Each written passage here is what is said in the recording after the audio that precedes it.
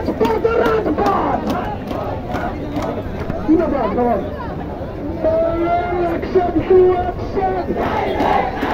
ছাত্র সমাজের অ্যাকশন আমার ভাইয়ের রক্ত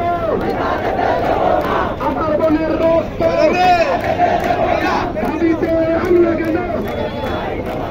দাবিতে হামলা কেন আমরা 2:30 পর্যন্ত 2:30 পর্যন্ত আমরা পুলিশ থেকে সময় নিয়েছি আমরা 2:30 পর্যন্ত অবশ্যই এখানে অবস্থান গ্রহণ করবো 2:30 পর আমরা নিজেদের সাথে কথা বলবো কথা বলার মাধ্যমে আমাদের কেন্দ্র থেকে আহত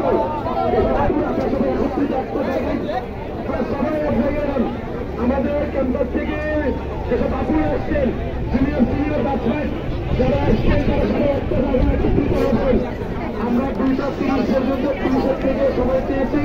2:30 পর আমরা কিছু কথা বলবো কথা বলার পর আগামীকালের শিবির ঘোষণা করবো আজকের পুলিশ ঘোষণা